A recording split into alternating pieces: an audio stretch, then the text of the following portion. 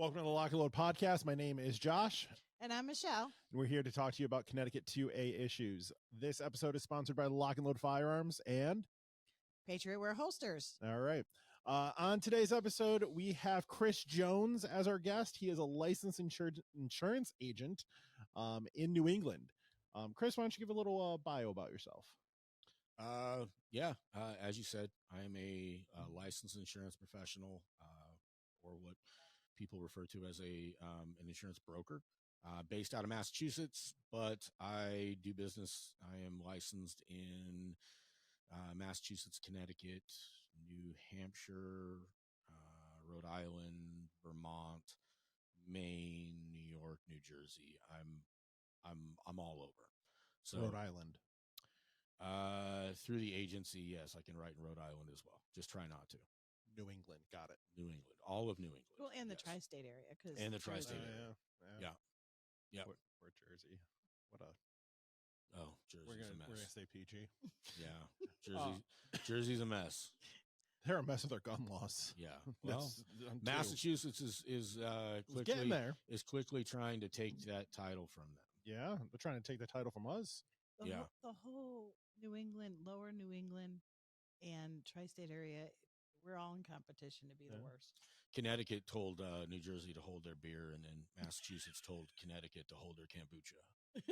Yes. So yeah, that's what we're dealing with up there. And Rhode Island's going to try to join in, and we're going to be like, get out of here. We don't. Nobody takes you serious. Yeah, littlest fucking state. The problem is every time we get beat out, our legislature thinks, "Oh wait, it's a challenge." Yeah. I'll see you that legislation, and I'll raise you. Exactly. Right. All right. So now, do you do a lot of firearms? Do you do all policies? Do you do cars and houses and everything? Or is it just all in this industry? No, my primary focus has been, we'll call it personal lines insurance. So auto, home, umbrellas, liability, stuff like that. And then in the last few years, have dabbled in the 2A world as far as the concealed carry insurance and stuff like that.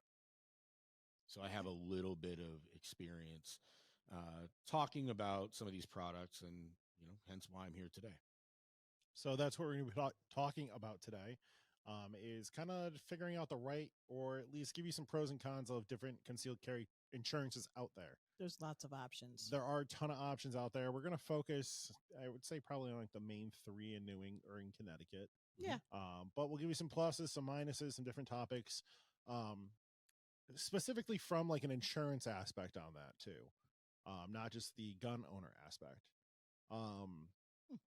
So, prior to this episode, we did an episode with the USCCA. Mm-hmm. So why don't we, I guess, start with them on our list here. In your opinion, from the insurance aspect, like what specific benefits does USCCA offer in forms of like legal protection, training, and like the support aspect? They have a great infrastructure as far as their customer service, things like that. They, I know that their coverage is, all of these companies, they offer different things, and they're like every other, they're like your Geico, your Progressive, and Liberty Mutual. They're trying to add, little bits of, little different products or little different nuances that make them more appealing to other companies or to people than the other companies. Some of the things with USCCA, one, from just a broad overview, I think that their training and all that they add, and that adds an incredible amount of value to them. From their insurance perspective, they are, at least from what I've seen, the purest form of actual insurance. They, you enter into essentially a very large liability policy. Now that, that's great. The things that, stand out for me with them, they have no limits on what they'll pay. They have a higher bail bonds. They'll go up to $1 million, Yeah. where a lot of the other companies only do up to 50,000 or $500,000 Yeah. bond. And I think that's big. I mean, the last thing that you want to do when you are faced with sitting in the whatever your town The jail cell. jail cell is, you don't want to have to try to figure out like, oh well, I can only they're only going to pay up to this amount, and then I've got to figure out where I'm going to come up with the other five, $10,000, $20,000 to get Yeah. out of jail. You Which can is go a to lot. remortgage your house, Right. like to get yourself out of jail here, or can an insurance company that you pay for monthly or yearly put up that money as part of that? Exactly. And if you're paying for that, that coverage, then you want to know that you want to know that coverage is there. Yeah. So those are the things that I really like about their coverage. What are some drawbacks or limitations from them? So their coverage is the purest, as I said, the purest form of insurance. And Can I interrupt real quick? yes. So by saying that, for our listeners out there, what does purist mean? They follow the insurance rules and regulations, or the principles of insurance, a little bit closer. They are technically, you are entering into a very large group liability insurance policy. Yeah, you're an additional insurer on top of the policy that they hold. Right. Mhm. Where that becomes tricky, at least from my perspective or my opinion, is that if you are, there's two big things that have always kind of bothered me with their coverage. One, they reserve the right to just flat out deny coverage. If they look at an incident and they say, this is purely, this is a loser case. This person clearly, they've admitted guilt, or there's no way around it. We're flat out not going to take it. Okay. And to Josh, your point that you had made about, if you're paying for something, you want to be able to use it. Yep. And then to piggyback off of that, if you are found to be guilty, you run the risk. USCCA, again, they reserve the right to be able to ask for their money back.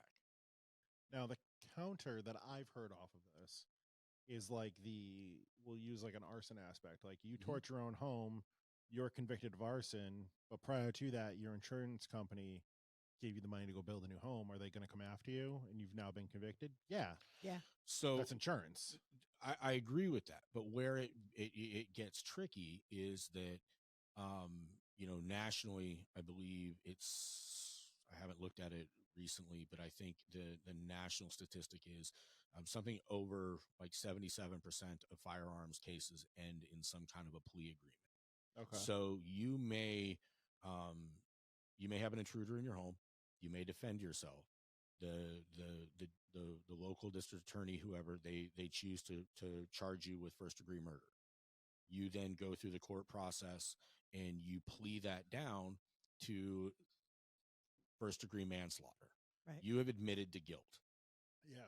And that then they reserve the right to say, okay, unfortunately, we now have to wash our hands of this. And that, to me, to put it in a simple way, with the other type of insurance that I cover, that's like having auto insurance, getting into an accident, and then when the cops come out, they look at everything and they go, oh, well, you were clearly at fault. And then your insurance company goes, oh, well, you were at fault. You rear-ended that person. We're not going to cover you. And Okay. that That's to definitely me, a way to look at it. that to me is, we all have insurance and we all pay for insurance, and it's never something that we want to use. No. Nobody ever thinks that they're going to have to use their life insurance, their homeowner's insurance. Nobody wants to think that, oh shit, my house is going to burn down someday. I'm going to need that. So you're always paying for something, hoping that you're not Never going to use use it. But when you are paying for something and then you got a better than 50-50 chance that you're not going to be able, you're not even going to be able to use it. That to me has always been something that has been a little bit of a red flag for me. That has always jumped back at me and been like, why would you enter into something like that? Especially, I mean, they're not cheap. No. So Their minimum plan, I mean, is $300 a year, $30 a month. The yearly plan saves you like 2 payments, and their top one's $500. I will add in though, because those concerns were concerns of mine also. When you look at these plans, from what I understand and what I've been told, as far as the not coverage, it's the not coverage where they know if you get guilty. Sorry, I'm going to go back and forth here, guys. I'm sorry. So if you come back and you plea it down and they say, okay, we want our money back, because that always worried me, because especially when you're talking gun laws, there is a big chance you will still be charged with something. Yeah. Right. There's very few times that they just go, oh, okay, not guilty. Have a nice day. Yeah. They want you to take some sort of blame. Right. Yeah.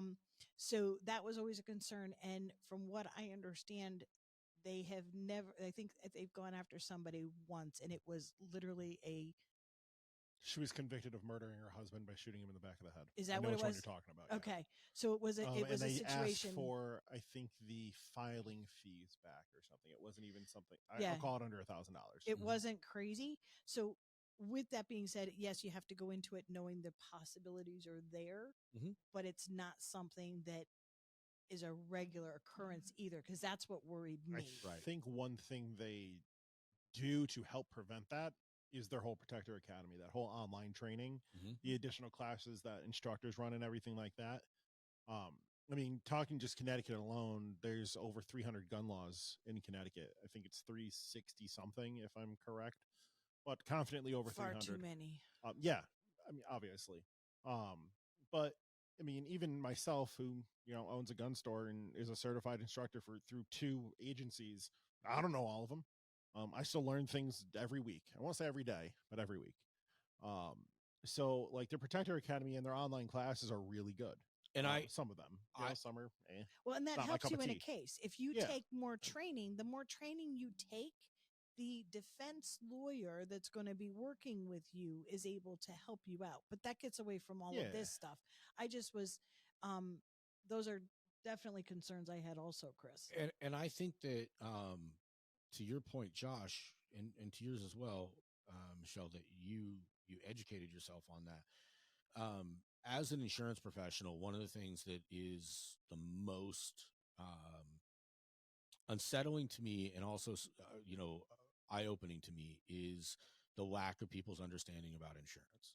Correct. And I love actually the fact that USCCA, US Law Shield, CCW Safe, they offer they offer you the ability to educate yourself. It then falls upon you to be the one to take that initiative to do it. In my regular, day to day as an insurance person, I can't tell you how many people I run into who, I used to make the joke that people thought that insurance rates, they came up with them through a crystal ball. That they just thought that, somebody was sitting in a dark room just going, we're just going to come up with this number. And there's actuaries and there's statistics and there are. I don't like them. Just saying that. Just going to put that out there. You don't like who? I don't like your statistics, and I don't like the rates that I come up with. Michele right now is getting renewing her business insurance, and for firearms guys, it's a pain in the butt. And they don't do monthly fees like your normal insurance agents do. You can finance them at like a 30% APR, and that's all one nut. And that I can completely appreciate. I 100% can appreciate that. It is, but on the flip side, I will say that there's a lot of liability there. There's a lot of that they're covering. So they're going to. I'll tell you one thing, man. Insurance companies cover their own ass. Oh, of course, that is their job. Well, at the end of the day, they have to make money. Exactly. That's what they're trying to do. I had a claim this year, beginning of this year. I don't even know. It would have went on to this policy that I just renewed. Business or personal? Business. Okay. Upstairs leaked downstairs and destroyed my ceiling, guns, printer. It was about $8,000 worth of damage. So the insurance company came out, took pictures. Guns went from new to used because they all had water damage. I had to clean them. And, you know, we got compensation from them, and surprisingly, my rates didn't go up. Really? So I was expecting it. And it did. I'll say it didn't go up anywhere that I noticed. It was on par with last year. See, my problem is we do holsters. Okay, Yeah. I'm not a gun store, Right. but because I still am in the firearms industry, Yeah, And you're I'm carrying still- you're carrying that scrutiny and that Mhm. additional bit of liability. So I wanted to say this. I forgot to say it earlier. We're trying to give you an objective view on these. We're not trying to play favorites or anything, or, you know, maybe we'll throw devil's advocate in there. Like, what about this? Giving you guys the information that we've learned over the years. it's an educational conversation. Again, that's my perspective from insurance. Yeah. When I first got into, I first started selling life insurance back in, I think, 2000, 2001. I knew nothing, and I have to sign up for that now. and I felt like most of the general public. And then back in 2011, I went to work for Liberty Mutual, and I learned the industry from them. And I had no idea on so many. I was like everybody else. I thought that you just magically came up with these numbers and this and that. And one of the things that I see on almost a daily basis with my clients is that people don't, unfortunately, insurance is one of those weird things where people would just rather go on to, Geico or progressive.com and just get a number and that number be lower. And they're just happy. They're like, oh, cool. I'm paying, $2,000 a year right now for my auto insurance. And they gave me $1,200. Yeah, no, you got to Hell yeah. I totally agree with the shopping apples. around, but like my policy, I want to match the exact same thing of my other policy. Well, there have been companies that have been fined millions of dollars by the state of Massachusetts because when they started doing business there, you have your doctors and your lawyers driving around, and they've got liability, they've got risk, driving around, and they call up Geico, and Geico cuts their coverage down to state minimum coverage, saves them $2,000 a year. They don't even ask. And next thing you know, people are getting into accidents and they're underinsured. There were huge fines back in the 10, 12 years ago from these companies because they weren't educating the people. They were just giving them. They were saying, "I want to pay $1,200 a year. Cool. Here's a $1,200 policy for you." Policy. Well, I mean, I know we have to get back on topic, but at what point does it become the policyholder's job to be educated in what they are purchasing? And 100% of the time. 100% of the time. But why does the insurance company get fined then? Because to me, it should be the person Lying, buying the policy. Deceiving, Is it though? misinformation. Because when you are in insurance, you have a fiduciary responsibility. So That's a big word. One of the things that the way that I sell is that if I can't put either of you in a better financial situation than you're currently in, I will tell you I can't do it. Okay. So you're going to come to me and, you give me a declarations page and I review it and I then quote it exactly the same. And I come in $1 less than what you've currently got. Mm-hmm. I'm going to come to you and I'm going to say, financially, it does not make sense for you to move all of your stuff over. Right. And a lot of people, a lot of companies do not approach their business or do not approach sales as ethically. And trust me, I'm not trying to sit here and say that I've never, cut a corner or I've, never, upselled somebody on like, hey, listen, it's right around the same price. You're telling me why you're unhappy with Geico, and this is why, then I start selling myself. Correct. And I sell the fact that, that I will go to in Massachusetts, we call it the RMV. I'll go to the registry for you. I will go and do that paperwork for you when, you're providing more customer service. Exactly. That's what people want sometimes. Yeah. Right. So, which I think is where, going back on topic, like Yep. USCCA's, they're 2 hotlines, right? Their emergency one, just like all the other insurances have, and then their customer support. I've called their customer support a few times for various reasons. They don't hang up on you. It's weird. Like in other places, like they'll hang up first and you hear the click. They won't. They'll stay on the line for as long as you stay on the line. Like you can play the game. Well, Dude, and we should call them right now and just have them record the whole rest of this podcast. I was also So impressed with to it. them when it came to the instructor changes that Connecticut put down, and how quickly they were willing to get involved and change the curriculum or work. Yeah, as soon as I got that email from Bree, I sent it to them. They're like, "Oh yeah, you talked to this guy the day before." Like they had it in their little notes, and I'm like, "Do you want this? Like I have it. I can forward it to you right now." And they're like, "Yeah, please." And then I find that interesting and good. Yeah, and then about 2 weeks later, maybe not even 2 weeks later, Peter Estrada posted on CCDL's group page, like, attention, instructors, check your emails. USCCA just sent one out. They need this information from you to go and get recertified with the state with their new stupid laws. So, like, I'll give them that aspect, but that's 2 sides of this company, Right? Which is the insurance aspect and then the instructor/training aspect, Right. I also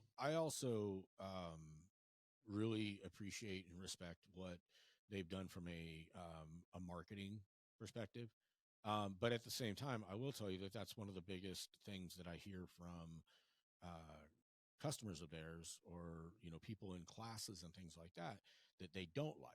So they've got a million emails a day. Yeah. So but there's the unsubscribe button for a reason, guys. You've got 2 of the biggest names in like 2A right now that endorse USCCA.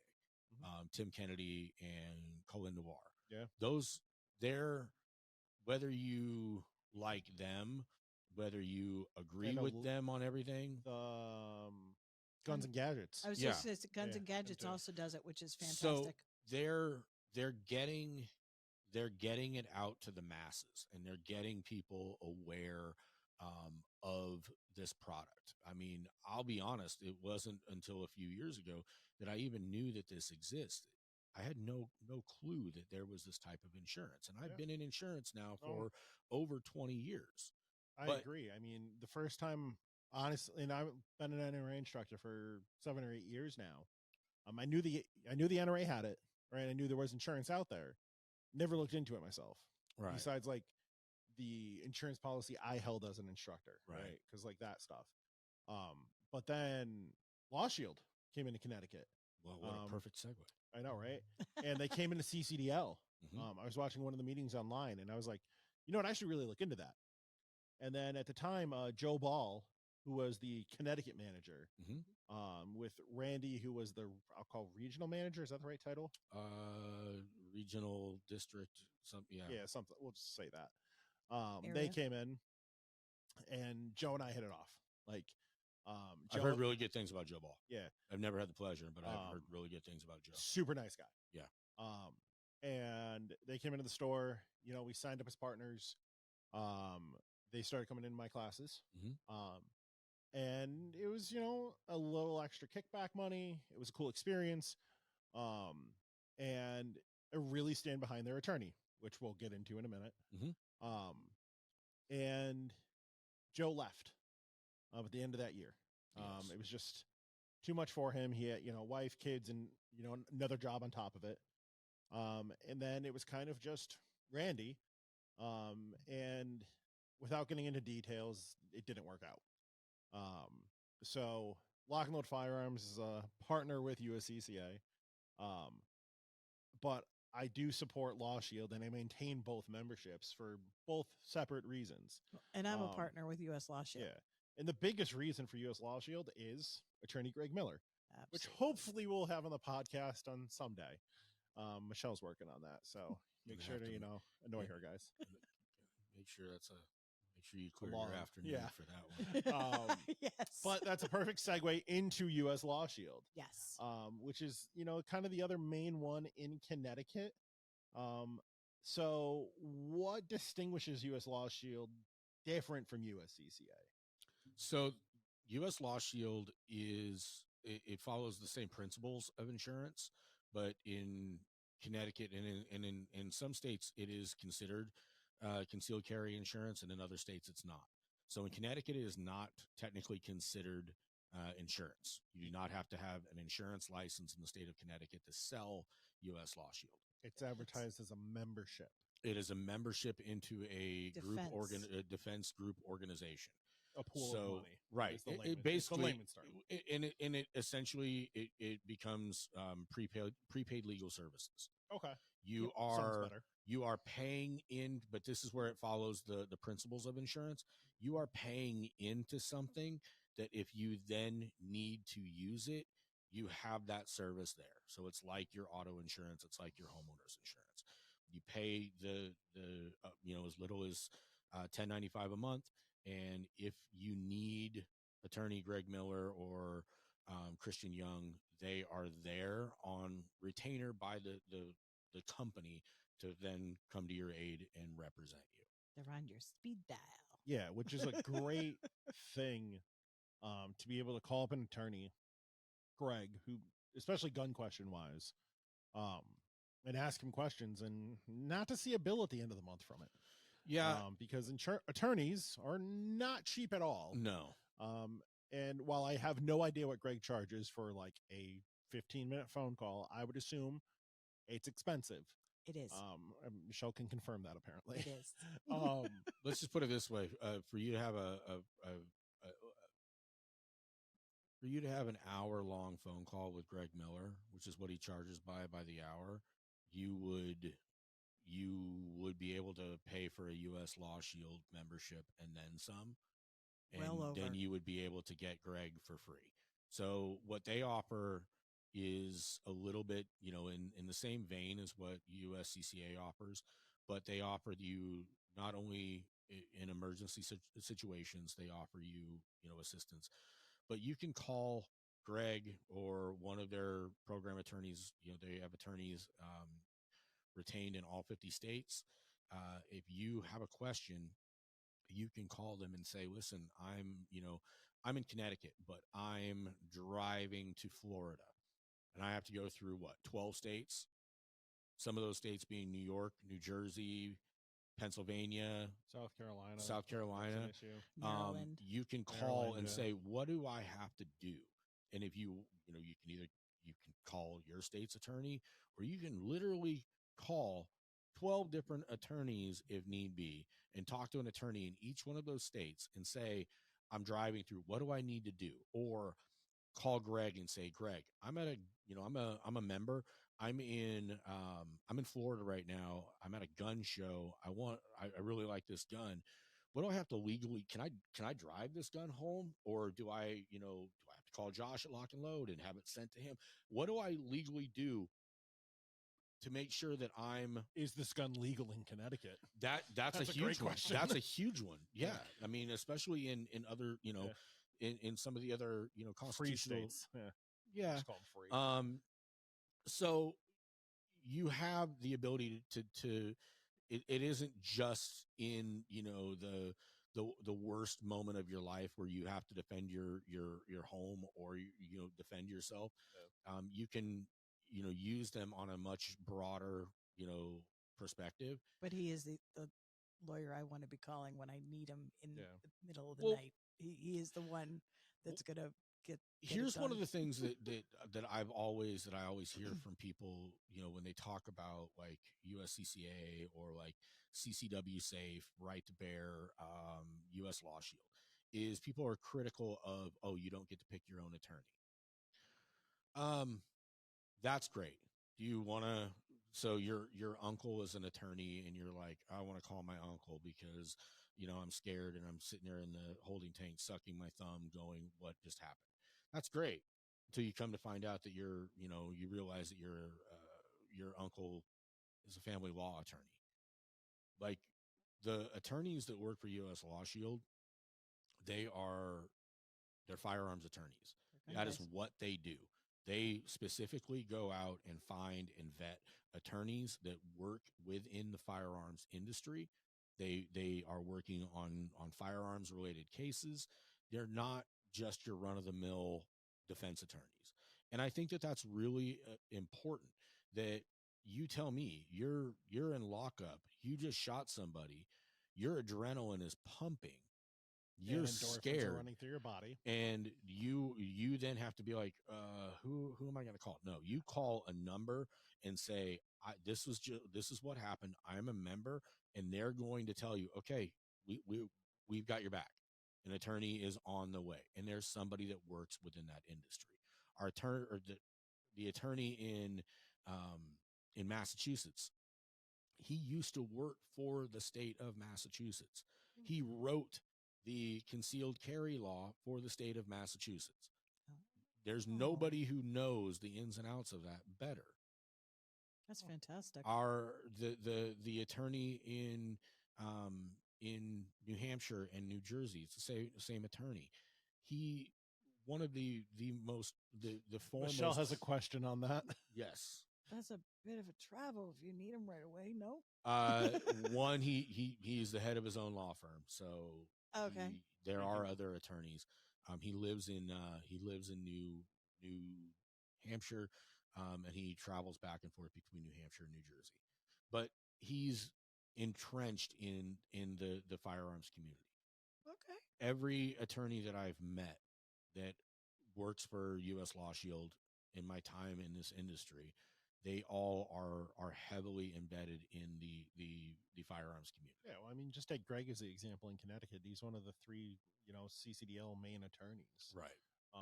That you see all the time or hear of all the time at the CCDL meetings in the gun community, and is, I would assume, on retainer by most, if not all, gun stores in Connecticut. Probably. To some sort of aspect. He has quite an extensive history with firearms too, Yeah. and he's worked closely with the NRA and a Yeah. whole bunch of stuff. And So he used to be a USCCA attorney. Yep.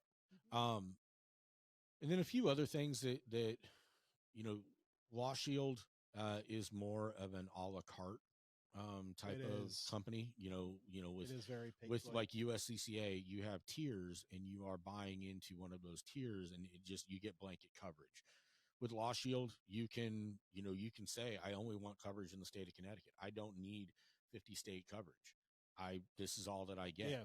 So I don't need. There's also like a hunter protecting one too, right? There's hunter protection. There's one for your kids. Yep.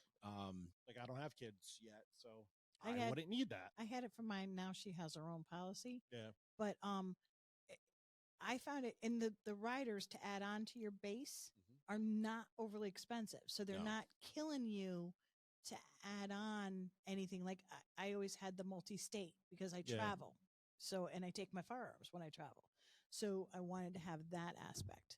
I personally carry 50 state and the bail bond expert witness coverage. Those are the ones that I cover. That one's cool. Yeah. Now, where it compares with USCCA in some of the coverage aspects, USCCA offers higher on the bail bond. Yeah. They offer up to $1 million coverage or $100,000 bond. And U.S. Law Shield only offers 50 or $500,000. So there are some, differences in the coverages. And then, and we'll get into it more when we touch on, CCW Safe as well. But there are little differences, and it's back to what I, said, kind of like, your Geicos, your Progressives. They all try to offer little, different, perks, little different bits of coverage that do, different things. And that's one thing. Like, they don't offer the per diem coverage. Yeah. Which, in my opinion, I don't know. I mean, I guess. So let me explain what that is really quick. For USCCA, they and cover CCW Safe and CCW, they cover up to, at least USCCA covers up to $750 a day in loss of income earnings, where Law Shield doesn't cover that. Correct. In your opinion? Well, just in my opinion, I mean, they're covering your legal fees, and you can't, in my, you know, looking at it from, a mile up, Yeah. big picture, you can't Have your cake and eat it too. not even that, but you can't provide a cost-effective coverage for every single thing. Yeah. Like I've literally heard somebody say before, well, are they going to cover my, my dry cleaning? Or are they going to cover the cleanup at my house if I have to shoot somebody? USCCA does. Okay, They cover up to $20,000 in that. cool. And their They're membership's also, quite a bit but more. they're so- also you're paying literally double for a full membership. Yep. Actually, if you go all of US Law Shield's riders, Yeah, add they're- everything on there, I think it only ends up coming out to like $285, and that doesn't even, USCCA's basic plan is 300. So you it really depends on if you want to have a cost effective Well, there's pluses and minuses to everything. everything. There's Right. absolutely There's no magic. I'm gonna go wave my wand and here we go. right. Right. Well, and I'm one that So- truly believes if I have to use my gun in self-defense, there is going to be some issues that I'm going to have to handle. Yeah. Yeah. It's not just going to magically be taken care of for me. I was in that situation. I expect to have to handle certain things. I just would like to not go to jail. Yeah, Yeah. that's Stay in jail. and that's the biggest thing that these are. I mean, my opinion, I think the perfect way to insulate yourself would be to have, if you are, financially able to swing it, would be to have USCCA and US Law Shield. I think that you are, covering all of your bases. Yep. That's when exactly what I have. when you do that, and I don't, Or a mix of whatever's available, but not just a one and done. Yeah. exactly. Again, this is focused towards Connecticut, but if you're viewing this out of state, some of these might not be available in your state. Right. Oh. So But you US may have alternatives. Yeah, but you might have alternatives. U.S. Law Shield, for example, they do not, while there are coverages or there are attorneys in all 50 states, they do not actively sell in Maine, Rhode Island, New York, and Alaska. Huh. So they if you are, It could be something built into their laws. it comes down I to think their. USCCA can sell in 47. I know New York is not one of them. I don't think New York has an New issue. Jersey is not one of them currently, and I don't think Washington is either. That would make sense. So if you have states, so go back to U.S. Law Shield. All right. So every state has a lawyer. So it would be if you're traveling through, you would be able to reach a lawyer in that state type Correct. thing and ran into trouble. Because there are legal networks and things like that where they. That's good You that they know, do that. Yeah. So you would be covered in all of those states, but you can't go to a gun show in Maine or New York or Rhode Island or Alaska and sign up for a U.S. Law Shield membership as a resident of those states. Yeah, we had a New York customer in the class the other day, and he couldn't sign up for USCCA. Yeah. See, I didn't know that, and I yeah. send out my little Things things. everywhere. Yeah, to every state. Yeah. That's good to know. Any like potential gaps compared to like other USCCA or CCW Safe? Some negative sides, anything like that? The bail bond one is a big one. Yeah. I mean that one is substantial. That's half. To be able to. And I mean, firearm charges are going to be up there. Yeah. I mean, I think what did you when you had USCCA on, the average number is like $554,000 in the state of Connecticut for the average bail bond. Right. So you're looking at for any $54,000. Yeah. What do you want to get yourself, be like, cool, I'm right there, but I'm not quite there. Yeah. Like they're going to pay $50,000, but you got to come up with an extra $4,000. Some people don't have that. No, I mean, a lot of people don't. most And then what? You got to put your car up as collateral for a bail bondsman Right. or something, or most whatever else. most people right now. I mean, yeah, you know, most people at least you may be able to, you know, throw it on a credit card. You may be able to, you know, scrape that together from friends or family or whatever. But that would really suck. And I that's mean, the average. You know, that if would, it's yeah. And if 60, you know, it's 600, 700. yeah, then Well, then and you're trying to do all that from behind bars, Yeah. which is the hardest. So really, you're not.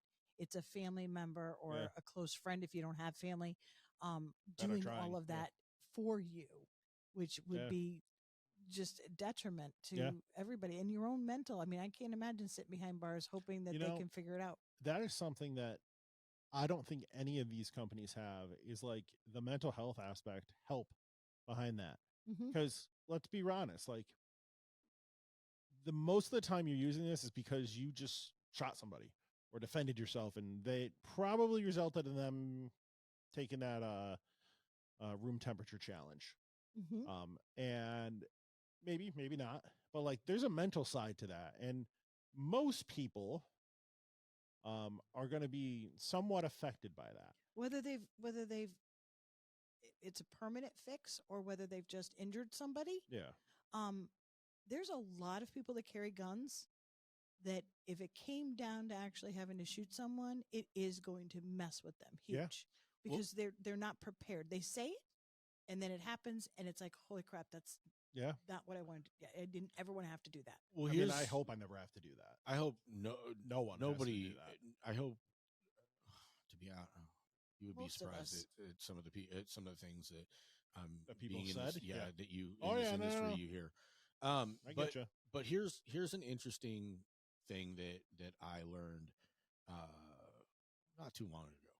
But if a law enforcement officer is involved in a shooting, how long do they have before they have to make a statement? Do you know?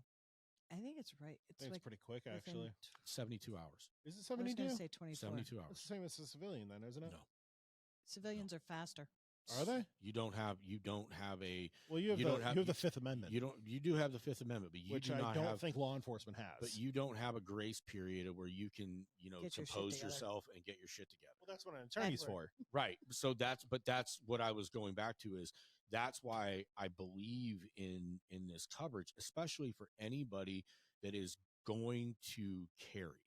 If you are taking, Or just have a gun for home defense. I mean, that's well, yeah, more likely sorry, in that aspect. I'm sorry, Yeah. carrying, I guess, correct. Yeah. If you are going to have any type of a weapon for any type of self-defense, because U.S. Law Shield will cover anything, fist to firearms, Yep. any form legal of weapon of opportunity. I think it's yes. So if you defend yourself in any way, or you are legally within your rights to defend yourself, Mhm. that you.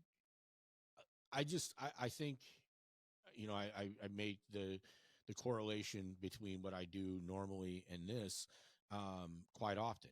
If you are going to drive a car, if you're going to own a house, then the responsible thing to do is to have insurance. Yeah. If you are going to own a firearm, if you're going to carry a firearm regularly, the responsible thing to do is to have some kind of coverage like this, because what you're doing with these coverages is you're insulating what you've worked your entire life to have. So you own a gun store. Yep. You own a condo and a house. Congratulations. I knew about the Thanks. condo, but I didn't know about the house. House is in Congratulations. May, yep. And my car. If you want, an insurance guy to look over your stuff, let me know. Okay. I know a guy. You've worked to get those things. Yeah. And the last thing that you want to do is have to sell your business, sell your home, liquidate all of your assets, liquidate your 401k, your we don't have that. well, you don't. But people don't want to have to do that just so that they can be told, you know what, you're not guilty. Yeah. Because it's not like a personal injury attorney that you see when you're, on the couch with the flu on a Wednesday, and you hear them say, like, we don't get paid unless you get paid. Yeah. Greg Miller gets paid. Yeah. Kristen Young gets paid. These They all guys get get paid. Any of them So get paid. Rule in It's- life: your lawyer is yeah. going to get paid. It's just it's the responsible thing to do. You're taking steps to be able to defend yourself, and with that, the I mean, the amount of insurance I pay for in just a general, from a business standpoint and a personal standpoint, is ridiculous. Yeah. I mean, like, just taxes, even because of the industry we're in. I have audit insurance. Yep. Like, didn't know that was a thing until like they offered it, and they're like, "Here's this pamphlet," and I'm like, I own a gun store. Joe Biden doesn't like guns.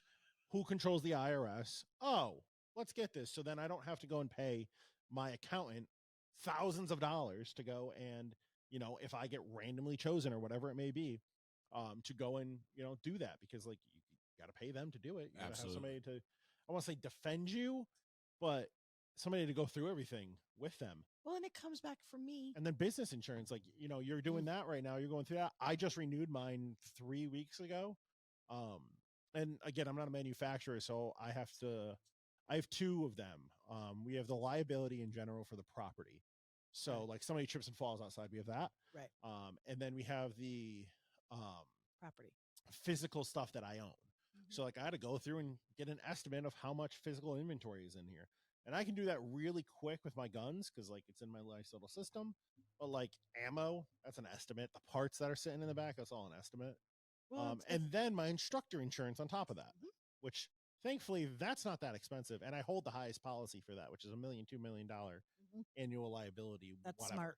That's smart. But see, on me, you hold the liability for the business, for trip and falls. Yep.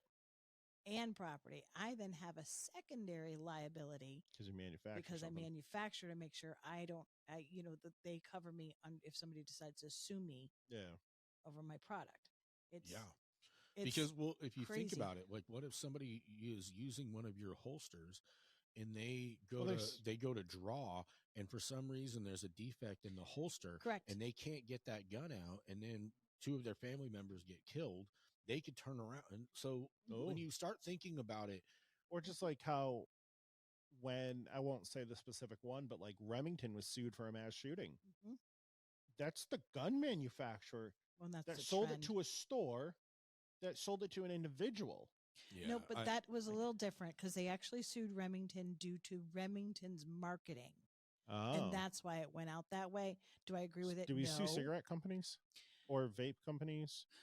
It's different. Okay. You can't sue car manufacturers either when somebody drives them drunk and hurts somebody. Oh, but we can sue a gun manufacturer. Yes, we can.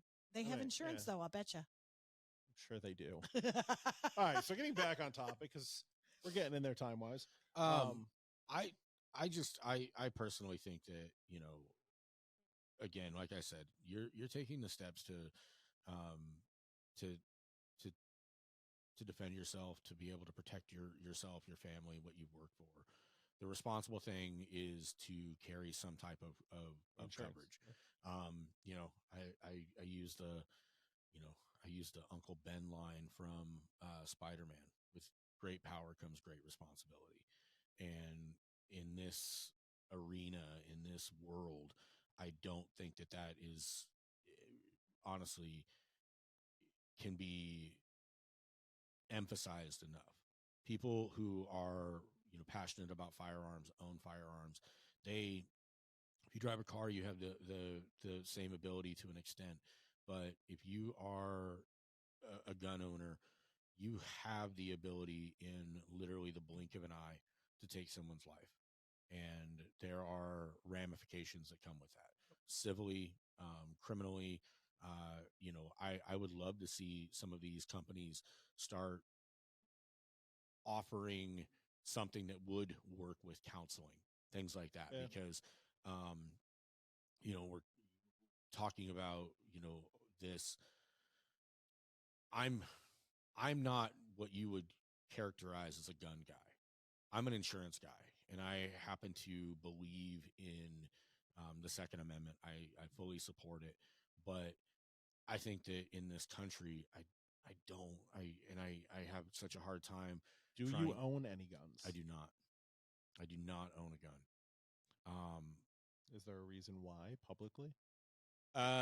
So in Massachusetts, I have been sitting on my application for my concealed carry for a while. So you're waiting until it gets almost like impossible to get.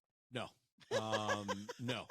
So full disclosure, if you really want to know, there is a question on the mass application that concerns me. Okay. And it's one of those things where it's like, best way I can describe it is I don't want to ask the question because I don't want the answer. So it's better to live in that gray area going, maybe I'll get around to it. Okay. Back in 2001, I was the victim of an attempted carjacking. I went to the hospital with a severe concussion. A friend of mine and I were driving on our way to go watch a Sacramento Kings LA Lakers basketball game. I am from Northern California. 3 guys came up on us. I ended up having to take on 2 of them, and simply put, I got the shit kicked out of me. I ended up with pretty severe PTSD from that, coming off about a month of after that happened. Nobody talked to me about at the time, the mental health aspect of it, of being a victim of a crime. Oh. They literally were like, here's some Advil. Don't, if different you know, times. they told my parents, if he's, watch him. And if he, is unresponsive whenever he's sleeping, then, call 911. There's a problem. I dealt with for probably about 5 weeks. Like I barely slept. And when I did, I was having dreams of like feet raining down on my face. And one night, some friends and I went out to a party, and I got shit-faced, and I was nowhere near my home, and I was like, I'm going to walk home. My friends were like, no, because we had to drive on the freeway to get here. And I was like, I'm cool. I'll walk home that way anyways. And they were like, what are you talking about? And I ended up saying some things that concerned my friends. Long story short, I ended up getting committed on a 72-hour hold. Okay. They deemed that I was possibly a risk to myself. Okay. That is a question that is asked on or inquired about on the Massachusetts concealed carry license application. State of Connecticut too. So I am worried, or I have worried, that if I submit the application and that somehow comes up in a background, that they will deny me, and then I will never have the ability to get a concealed carry license. So that is where that has been for me. It's not that I'm anti-gun. I think guns are amazing. I think they actually, that sounds really that sounds really dumb. I think guns are amazing. I believe in them. I believe it in everybody's right to be able to carry one. It's just not something that I've ever, I've always had that kind of thing sitting there that I've always been like, shit, it's one of those, I'm afraid to cross that bridge because I may not like what happens on the other side. And it's better to be like, yeah, someday I may get that concealed carry. I'd rather live in that little, gray area than have somebody say, we don't think that, we're telling you that you cannot ever own a firearm. So that is why I have not done it yet. Do you have plans to leave Massachusetts anytime, in your lifetime? I don't know. To be honest. So that shouldn't show up in a background check, by the way. That's going to be a HIPAA thing. And in the state of Connecticut, depends how Massachusetts does it. Because well, it was in California, wasn't it? It was in California. It was in like 2001. Yeah, we're in 2023. But I've consulted with an attorney, and they've told me I couldn't tell you. I don't know actually if that would come up, but I have been told that if for some reason it does come up, it would preclude you. They would say if it does come up, so here depends how mass, I guess, is. Well, here's Connecticut's 7 years. So here's the thing with it that they've told me, and I've talked to a couple of different attorneys about this, and they've said that I should put it on the application. So then I'm admitting to it. Correct. So then they not have the hiding. ability to then go, oh, you were locked in, you were put in a mental facility for 72 hours because you In 2001 because of PTSD. right, but Yeah. they're pulling licenses from people in Massachusetts for something that you did that didn't come up the first time. Mhm. On renewals. Oh shit, they found out that you did something stupid in 1972. They're doing it here too. And they're pulling your license. They issued a permit to a guy. He came in to buy a gun, and they're like, he shouldn't have never been issued a license. Mhm. Like, it's freaking new. It was still warm. Right. No, it's like, true. what are you doing? With your case, though, if you did put it through, there should be a way to appeal it. Mhm. And, and the reason I asked if you ever had plans to leave, because depending on what state you go Right. to, that may not be a disqualifier. An issue, yeah. Yeah, and I may, I don't know. It's not something that I regularly, I'm not worried about it. Okay. And I grew up around guns, but I didn't grow up around guns. Like my dad had some guns, but I didn't regularly grow up like shooting and things like that. Okay. So it's not something where like I don't lose any, and I'm not saying this in a patronizing way at all, like I am better or anything than anybody else. Yeah, it's just not a concern. It's for you not. right now. I don't lose any sleep at night over the fact that I don't have a weapon or a firearm in my house. I have weapons in my house, just not a firearm. So Okay. that is, but that is my where it comes from for me is that there's a little bit of that. It's almost better not to know the answer than it is to know the answer, and I've been worried I about getcha. that. So Understood. that's where it comes from for me. But I fully, from an insurance perspective, I believe in this. Let's talk about CCW Safe really quick. Yep. So to be transparent, not most of the three of us don't know tons about it. I know its name. Yep. I've run into people that have it. Yes. There are 8 different memberships on their website. Again, way more expensive. Yeah, I know it was. Like much more expensive. It was more expensive than USCCA. Yeah. And again, different coverage across the board too, and a lot of different options for coverage. They did have some Leosa, so if you have an HR 218, they have specific coverage for that, which I thought was pretty interesting. And they have another law enforcement specific one to cover off duty, which Law Shield also covers. So Law Shield broadly covers anybody who carries a firearm in their duty, their job. So or a weapon. Because again, need to make that distinction. Law Shield will cover like pepper spray, baton, fists, a knife, taser, your car, bat, your phone. If you have to defend yourself with this mic stand, and then you get charged, they will cover you. Man, that'd be a great episode. Wow.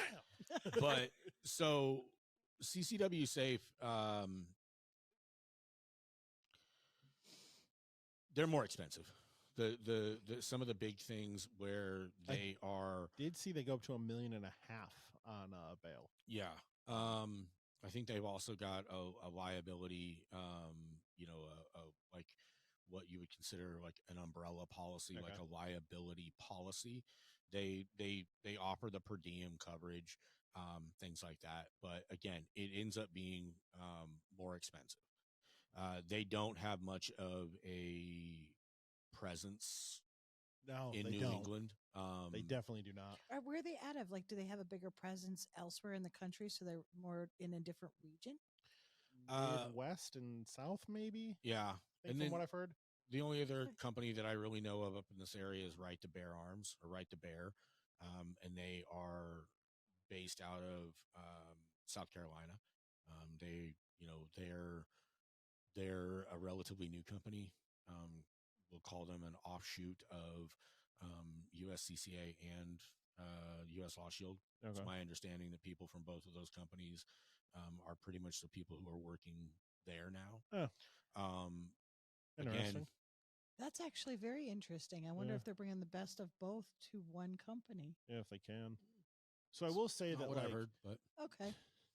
I will say that USCCA and US Law Shield are kind of the main two, in my opinion, that are out there. They're the big dogs. And even at like SHOT Show last year, you know, USCCA was a huge, huge sponsor. When you walked up to the second floor, they had a huge booth with a ton of like employees. Huge.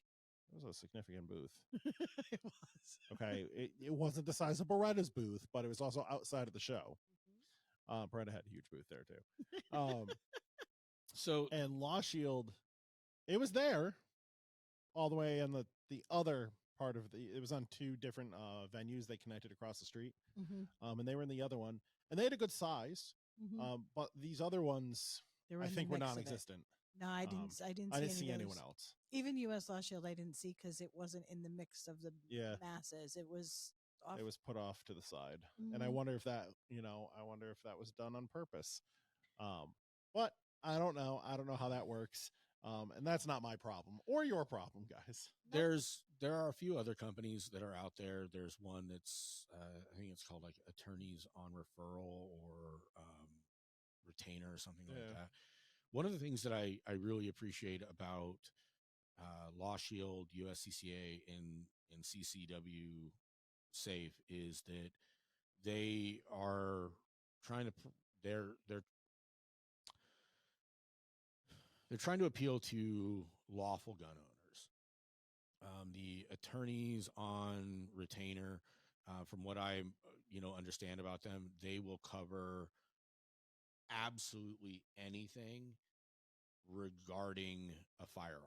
So, like, if you use a weapon that would be deemed not lawful for you to be using, they will still cover that. And I don't really know how I feel about that. I do. I feel a little icky about that because I feel like all that could possibly do is bring more negative attention to an industry that is trying to do the responsible thing and trying to show the masses and the general public that, hey, we're gun owners. We do things the right way. We are not the people, out there, committing the crimes. We're the people who have taken the steps to get the education, to get the licenses, to get the permits, to buy our weapons legally and lawfully, and we own them in a responsible manner. And that other coverage, just a little bit that I've seen, and it's a relatively new coverage, and I think it's based out of Arizona. They'll offer an attorney for just about anything. Even if you are not legally able to possess, or is it just if you're possessing something that? It's my understanding that there's pretty much no limit on it. See, I get a little jacked up as far as that goes. The illegal to possess, like if you were an unauthorized person, I could understand. But I'm torn on the whole, is it a legal gun? Because look at our laws here in this state. Half the time you don't know what's legal and what is. Yeah, you got to go federally though, right?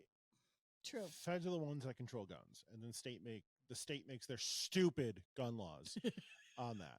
How do you feel about that? Stupid? Yeah, that's the PG word for it. Okay. We can't use the other words that Chris and I like really well. Remember, and don't use the H word. Well, and when you start talking about what's the H word? That's later. Shh, we don't talk about it. But if you start talking about Off-air. guns, banning guns and this kind of stuff, I have no use for this. Yeah. This is crazy. What they're banning makes no sense. No, it doesn't. And I mean, Massachusetts, your state. Oh, dude. It doesn't, but that's why. But that's moreover to my point about some of the other coverages out there is that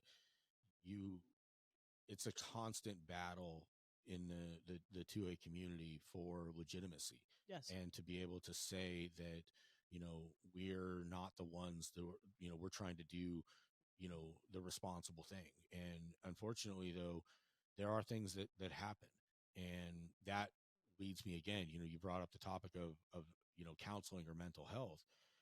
I I know it's a tagline, and probably some marketing agency came up with it for the NRA, but I don't think we have a gun problem. I think we have a mental health problem. And I agree. and but to that point, for every drive-by shooting there is, every drug deal, every robbery gone wrong that happens, those don't go reported. It's when a legal gun owner who walked into a store and legally bought a weapon, but nobody ever checked to see that the guy was a little bipolar and not on his meds, and he shoots up a bowling alley. That's then the news that gets reported. Yeah. And that is unfortunate. So to that point, that's why I think, there has to be a distinction, and USCCA and US Law Shield, as well as CCW Safe, are very good about it being, there has to be some limits. There has to be some legalities to it. US Law Shield says, as long as you are legally within your rights to defend yourself. So in sum, with all three of these, Yes. is there anything, like we went over pretty good with US Law Shield and also USCCA. Yes. Is there anything else that you think we should add about CCW or Safe?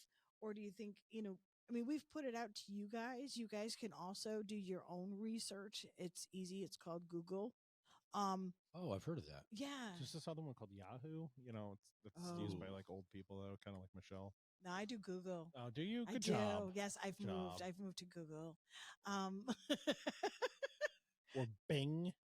Oh, I hate Bing. Yeah. Fucking hate Bing. Bing will not. Fun fact about Bing. They will not let you run gun ads on Bing. They will not let you run on the platform at all. Yeah. So or pistol permits. So I run Google ads for the website. Totally fine on Google. Bing ads. Nope. Not allowed. Thanks, Microsoft. It's okay. You know what?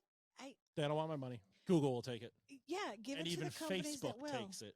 Because I am one that wants to believe, because I don't want anybody telling me what I have to do and what I can do as a business and this, that, and the other. So I believe in their free choice to choose to do what they want. Yeah. And then it's on us. My free choice to where I spend my money. Exactly. So, all right. Is there anything else you want to add about either of the other two? Or anything. Before we wrap this up on I think this will be now our longest podcast episode ever, guys. Woo-hoo. Thanks to Chris. It's almost as long as the prep. I mean, yeah. I think we sat here for 45 minutes talking before we even started. That's what we do. You guys should be on a fly on a wall for those. That should be the real show. I implore people to educate yourself on the different coverages that are out there. Knowledge is power. I know that's so cliche to say, but honestly, find out if what coverage works best for you is going to meet your needs from your perspective. Do you carry in your job? Are you a security guard? Are you an instructor? Do you want a little bit of coverage, but you don't know that you need all of that coverage? Look at the different companies, look at the different plans, and ask questions. You cannot ask stupid questions. Actually, that's not true. I have gotten a couple pretty stupid questions, but yeah, but then maybe they won't ask again if they get their answer. This one, I'll tell you guys this one off air. It was really bad ones. It was a really bad one. Stay tuned for the after show, guys. Like he said, Facebook though, Live. education is key. With anything, when it comes to gun laws, when it comes to insurance and taking care of yourself, when it comes to buying your guns, we all have to, as responsible, law-abiding gun owners, we need to do our own research, not just rely on what, your neighbor says, your best friend says, Facebook says. Do your own research. It makes you more informed, and then maybe you can help somebody else also that doesn't know those answers. Yeah. Absolutely. If you guys want to sign up for USCCA, that's in our link tree. If you want to sign up for US Law Shield, that's also in our link tree. Michelle gets credit for that one. I get credit for USCCA. And if you want to sign up for CCW Safe, Google. I got nothing for that one, guys. I don't know about it. Google. I thank you guys for having me on. Thank you for coming. Honestly, He drove far, guys. He's the furthest, I think, of any of our guests. I just appreciate the option or the ability to be able to talk about this stuff with people that need to hear it, because what is your company like? If anybody wants to reach out to you for any other insurance information, like for policies, how can they reach you? They don't need to. Okay. I'm not here to promote anything for myself. Okay. I'm here to be, I'm happy to be an advocate and be an advisor for people and give An objective view. I try to be objective. You could make a point for each of these that I may, if you really listen to this, you may be able to tell which company I have, or I would, I stand behind. But I just think that you need to have some kind of coverage, and that's the responsible thing to do. And beyond that, I just appreciate you guys doing this, and giving a forum for people in this community, in this state, and in this area of New England, to be able to talk about this and to get this information out, because New England's a really weird region when it comes to firearms. I mean, you've got Connecticut and New York, Massachusetts, New Jersey, Massachusetts, Rhode Island getting there, but then you got But then you got Vermont and New Hampshire and Maine that are Fine. constitutional carry states. Yeah. So, and I'll tell you, man, Maine and Vermont, they're different places, man. They are different places when it comes to, people who carry. I mean, you see people in, their Birkenstocks with wool socks driving their Subarus, with an NRA sticker in their window. And it's like, wait, where am I? So it's really interesting, this kind of the perspectives of how in this, relatively small region, of how different the perspectives are on firearms and things like that. Yeah. So I think this is awesome. If you guys need me, I'm always around. But thank you guys for having me.